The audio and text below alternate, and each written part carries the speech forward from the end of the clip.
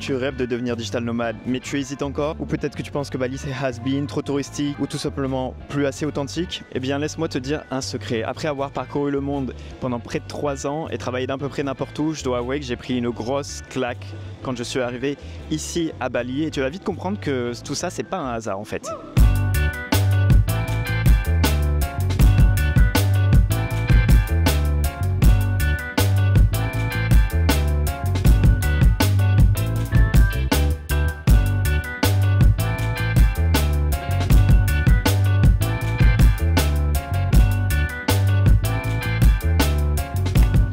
Alors bien entendu, la première raison, c'est le coût de la vie, et ça on va pas se mentir, en fait en Asie du Sud-Est et principalement à Bali, les prix sont relativement bas. Je te montre un exemple, là j'ai pris un avocado toast avec des œufs pochés et un jus de pastèque, ça m'a coûté au total, ou du moins ça va me coûter au total 7 €, dans un endroit qui est quand même assez stylé, donc ça impacte aussi un petit peu le prix. Donc comme tu peux le voir, c'est largement abordable et tu peux te permettre des restaurants tous les jours, 2 fois, 3 fois par jour ici à Bali. Après, je tiens à préciser quelque chose parce que je sais que je vais avoir des détracteurs là-dessus et que les gens vont me dire ouais mais ça reste quand même cher, avant c'était moins cher. Mais les gars, il y a une réalité, c'est que le monde a changé depuis ces 3-4 dernières années. On a connu une pandémie et tous les prix ont globalement explosé dans le monde entier. Bien entendu en Europe ça a été assez sévère, aux États-Unis encore plus sévère. Et oui, le monde entier a été impacté par cette grosse inflation. Les logements ont légèrement augmenté, les plats etc. ici à Bali ont augmenté. C'est pas principalement dû qu'à l'inflation, c'est aussi dû au fait qu'il y a de plus en plus de tourisme. Les touristes créent leur propre business, mettent des prix plus chers parce qu'ils savent que ça va attirer d'autres touristes. Donc ouais, automatiquement les locaux s'adaptent et montent leur prix. Voilà, c'est comme ça que ça se passe. Mais pour autant, avoir un petit déj de qualité pour 7 €, ou des fois manger au resto, quand tu trouves un restaurant local, c'est 3-4 € maximum. Donc ça veut dire que tous les jours, tu peux aller manger ton resto tranquille, et il n'y a pas que ça qui est abordable. Par exemple, ici à Bali, les logements, c'est en moyenne entre 400 et allez, max 700 € pour un guest house avec piscine, cuisine partagée, etc. Donc il y a plein de possibilités de ce côté-là. De manière générale, tout ce que tu vas faire ici ne te coûtera pas très cher. La location d'une moto, d'un scooter, ça peut fluctuer entre 60 € par mois et 120-130 € par mois, ça dépend ce que tu prends. Un plein d'essence te coûtera 5 €. Donc oui, pour moi, l'avantage numéro 1, c'est vraiment le coût de la vie. Quand on peut se permettre plus de choses, et ben on vit mieux. Ça, je t'apprends rien. Mais ça te permet de beaucoup plus te focus sur toi-même parce que tu as beaucoup plus de services autour qui te permettent de plus prendre soin de toi. Autre exemple, tu peux aller te faire masser pour une dizaine d'euros. C'est quand même vachement agréable après une journée de travail d'aller se faire masser, on va pas se mentir. Et tout ça fait que vivre à Bali, ça te permet vraiment d'avoir un mode de vie que tu n'aurais jamais pu avoir en Europe, aux États-Unis, de manière générale. Et le deuxième gros point, on va pas se mentir, c'est l'aspect météo. C'est-à-dire qu'ici à Bali, il fait quasiment beau toute l'année. Alors bien entendu, de décembre à mars, si je dis pas de bêtises, c'est la saison des pluies, donc il peut pleuvoir plusieurs fois par jour, etc. C'est pas toujours le mieux, mais pour autant, le reste de l'année, le temps est incroyable. Je tiens à préciser une chose, il fait pas trop chaud. J'ai pu faire d'autres destinations comme les Philippines, la Thaïlande, où vraiment tu dégoulines du matin jusqu'au soir. Je trouve qu'à Bali, c'est mieux. On respire un peu plus le soir. Ça peut arriver de mettre une petite veste, bon pas trop grosse la veste bien entendu, mais c'est quand même important de le préciser. Et le gros avantage ici à Bali, c'est que tu peux facilement t'évader de Canggu et du centre où il y a à peu près tous les restaurants, les coworking, etc. dont je vais parler plus tard. Mais en gros, tu peux aller à la montagne. Il y a une énorme montagne ici, enfin il y en a même plusieurs à Bali, donc tu peux te faire ton petit trip en montagne. Tu peux aussi aller du côté d'Uluwatu qui se veut un peu plus naturel avec des grandes falaises. C'est vraiment très beau, et si tu surfes, tu vas adorer cet endroit-là. Et il y a aussi les petites îles qu'il y a autour qui s'appellent Gili, les îles Gili. Il y a par exemple Gili Trawangan où j'ai pu aller, et c'est tout petit. Mais il n'y a pas de voiture sur place, tu te déplaces en vélo. Plage et l'eau, c'est type Caraïbes, quoi. C'est juste magnifique. Tu peux te baigner sans problème parce qu'ici la mer est quand même assez violente et un petit peu dangereuse, et c'est pas forcément toujours la plus propre. Tandis que sur les îles Gili, c'est juste magnifique. Donc ça, c'est juste à peine 1 heure de bateau. Et tu peux profiter à moindre coût d'un paysage encore plus paradisiaque que ce que j'ai derrière moi. Et ça, c'est globalement ce que peut t'offrir Bali. Il y a aussi plein de petits villages très sympas à faire. Donc si tu as une moto, c'est encore mieux. Tu te balades, tu t'arrêtes un peu là où tu veux. Donc oui, en fait, on peut facilement fuir la ville, même si c'est pas vraiment une grosse ville, mais tu peux facilement fuir l'urbanisation, on va dire, ici à Bali, et profiter d'un cadre de vie pour le temps d'un week-end ou de petites vacances complètement différent. Et ça c'est vraiment un truc super pratique ici. Et également, un autre point qui est trop positif ici à Bali, c'est la communauté de digital nomades, d'entrepreneurs, de créateurs de contenu que tu vas pouvoir rencontrer. Et c'est vraiment pas un mythe. À titre perso, donc ça fait 2 mois que je suis ici. J'ai jamais rencontré autant de créateurs de contenu, d'entrepreneurs et vraiment des gens qui, comme on dit, qui pèsent, quoi, qui ont vraiment réussi et accompli des choses dans leur vie. Ce qui fait que c'est ultra motivant, je trouve, de s'entourer des bonnes personnes comme ça. Ça te tire vraiment vers le haut et ça te motive à évoluer dans ton business, même si tu es c'est un peu péjoratif de dire ça, mais même si tu es freelancer et que tu dis, ben voilà, moi je suis stable, ma vie elle est stable, j'ai pas forcément envie de créer un business à je ne sais combien de chiffres, et ben c'est pas grave parce que tu peux aussi t'entourer d'autres freelancers et ça, il y a toujours des tips, des méthodes à se partager et ça franchement c'est ultra pratique et ça arrive tout le temps à Bali. C'est-à-dire que le matin tu sors, tu vas au café, tu vas à la salle de sport et tu rencontres un gars qui fait peut-être la même chose que toi ou quelque chose que tu as envie de faire et les gens sont très accessibles ici, très facile en fait d'aller vers quelqu'un, de lui parler, de lui demander des conseils. Les 3 quarts des gens vont te répondre directement alors que dans certaines grandes villes c'est plus compliqué, on va pas se mentir, les gens vont plutôt s'éviter, alors que là, non, c'est totalement l'opposé ici à Bali. Et un autre point ultra positif aussi, c'est la nourriture, les restaurants, etc. On va pas se mentir, ici à Bali, les possibilités sont immenses. C'est-à-dire, j'ai presque envie de dire infinies. Ça fait 2 mois que je suis là, tous les jours, je découvre un nouvel endroit où manger, un nouveau café où se poser.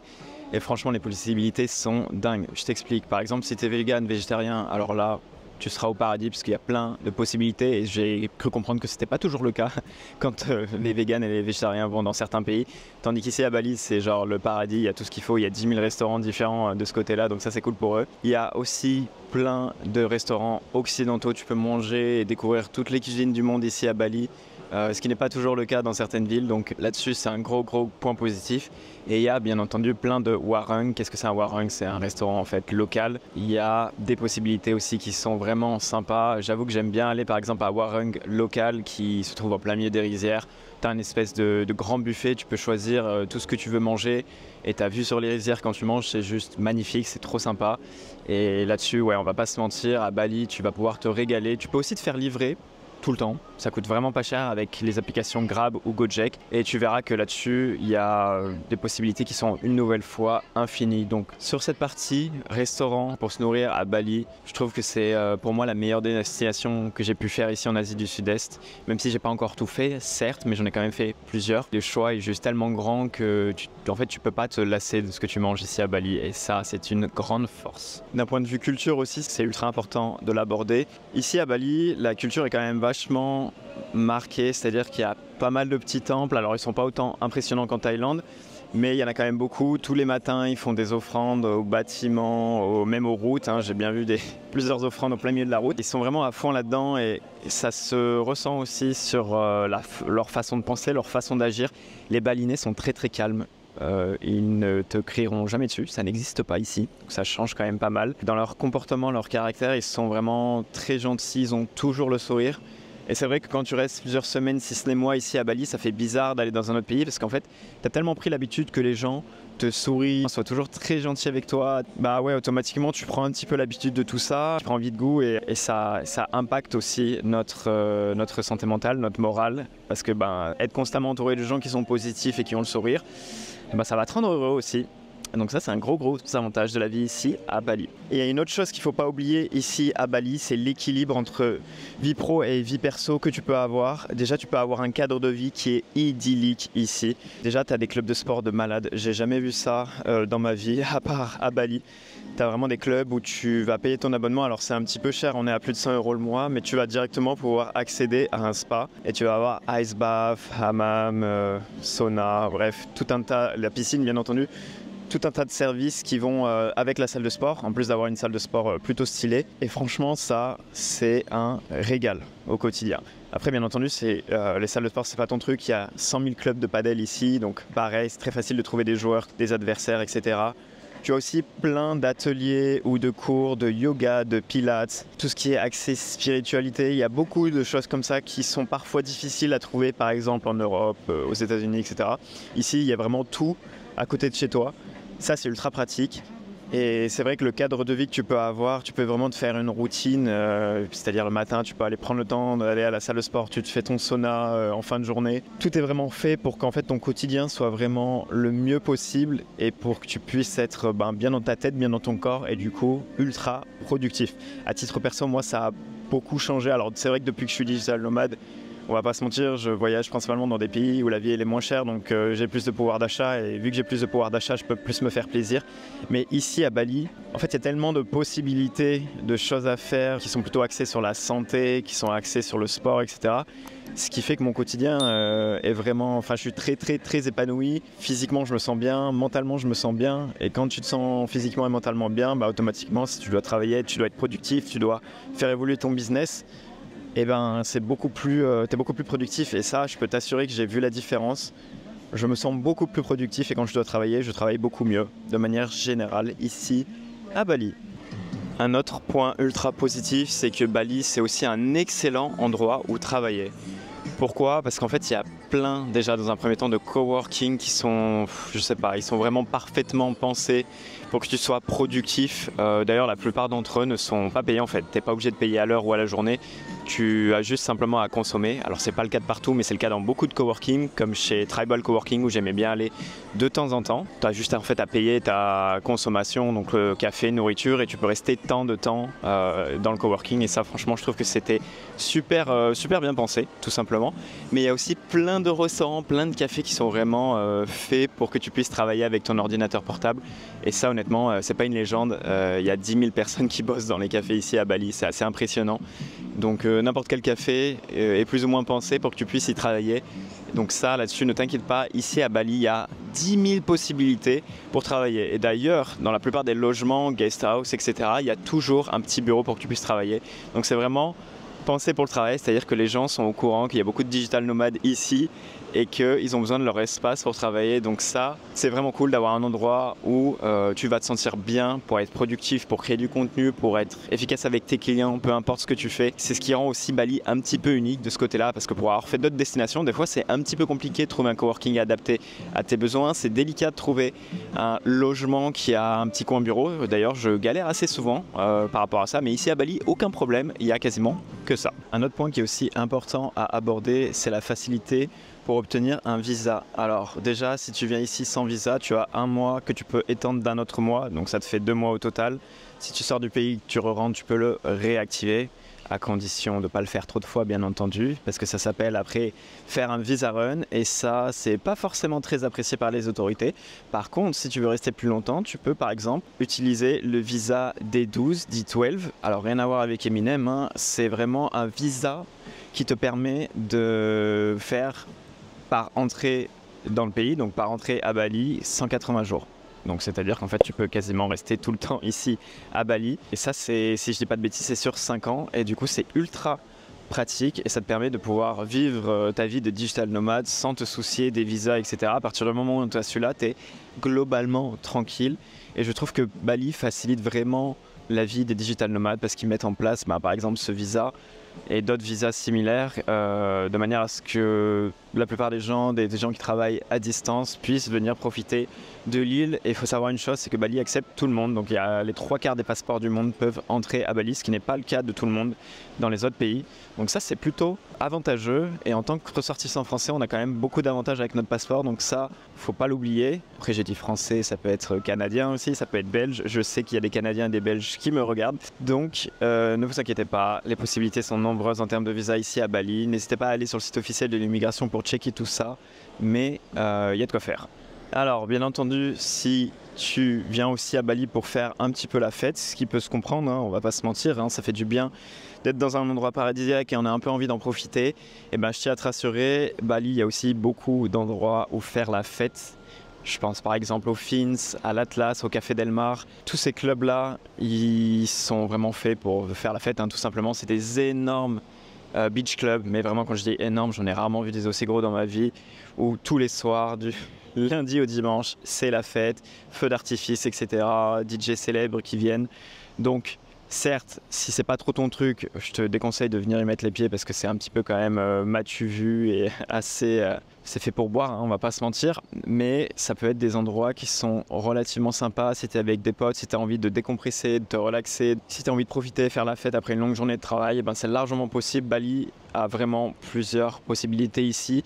Elles ne se trouvent pas d'ailleurs toutes forcément à Canggu, il y a aussi des clubs très sympas du côté de Uluwatu, il y en a dans la campagne autour de Canggu aussi que j'ai pu faire. Franchement, ça vaut vraiment le coup au moins d'y aller une fois, même si faire la fête c'est pas trop ton truc. Comme moi par exemple, je suis pas trop du genre à beaucoup sortir. Mais pour l'expérience, c'est vraiment sympa et tu vois des décors assez incroyables. Il y a des bons DJ qui viennent la plupart du temps quand même. Sachant qu'en Asie, des fois, c'est pas toujours évident. Donc ouais, non, là-dessus, il y a aussi beaucoup de choses à faire si tu veux sortir le soir ici à Bali. Et alors, il y a aussi un gros avantage ici à Bali, c'est que l'aéroport de Denpasar est très bien desservi, c'est-à-dire qu'à partir de Bali, tu peux facilement t'échapper vers d'autres destinations. À titre perso, j'avoue que je suis venu des Philippines, donc j'avais un vol direct pour Manila et je vais partir en fin de semaine pour la Malaisie, donc direction Kuala Lumpur, et pareil, j'ai un vol direct. Mais au-delà de ça, tu as aussi plein d'autres destinations qui sont accessibles en vol direct. Tu peux aller à Bangkok, tu peux aller à Tokyo au Japon, tu peux aller à Séoul en Corée du Sud. Donc tu vois, tu as quand même un accès assez impressionnant sur toute l'Asie du Sud-Est et ça te permet en vol direct de voir plein d'autres destinations. Si par exemple tu es à Bali sur le long terme et que tu veux te faire une semaine de vacances au Japon, c'est largement possible, tu n'as pas besoin de faire 10 000 vols à droite à gauche, sachant que l'aéroport de Denpasar, donc ici à Bali, est accessible en à peu près 1 heure de trajet depuis Canggu. Alors je tiens tout de même à te prévenir, l'aéroport est souvent chargé et le passage à la douane est souvent assez long. Prends au moins 3 heures d'avance quand tu dois prendre un vol ici à Bali. C'est un petit conseil que je te donne et c'est un conseil qu'on m'a aussi donné pour éviter de te retrouver dans une situation où tu loupes ton vol. Ça fait jamais plaisir. Donc là-dessus, prends tes dispositions, vas-y toujours un petit peu à l'avance. Mais en tout cas, c'est quand même bien pratique de pouvoir aller un peu partout où on veut à partir de Bali. Alors bien entendu, je t'ai parlé uniquement du positif ici à Bali parce que moi, ça a été mon ressenti. Il y a quand même quelques zones d'ombre, notamment le trafic. Ça peut être quand même assez infernal de rouler ici en moto. Alors je tiens à te rassurer, il y a ce qu'on appelle des shortcuts, donc des raccourcis. Tu peux quand même t'en sortir, même si tu vis à Canggu, donc ça va. Mais je me devais quand même de faire un petit point là-dessus parce que moi, c'est ce qui m'a vraiment saoulé ici à Bali. Voilà. En tout cas, j'espère que cette vidéo t'a plu. J'ai un peu refait le tour de ce pourquoi Bali est, selon moi, une top destination à faire en tant que digital nomade, si ce n'est peut-être la meilleure destination à faire en tant que digital nomade, entrepreneur, peu importe. Donc si c'est la première fois que tu vois une de mes vidéos, je tiens vraiment à t'inviter à t'abonner à la chaîne, liker, commenter pour me soutenir. Mon but avec cette chaîne, c'est tout simplement de te faire découvrir différents endroits partout dans le monde, pas seulement en Asie du Sud-Est, des endroits où il fait bon vivre, des endroits où c'est agréable de travailler, des endroits où on peut rencontrer une belle communauté d'entrepreneurs, de digital nomades. Donc si tout ça, ça t'intéresse, tu sais ce qu'il te reste à faire. Et d'ici là, je te dis porte-toi bien et on se dit à la semaine prochaine pour une nouvelle vidéo. Allez, à bientôt.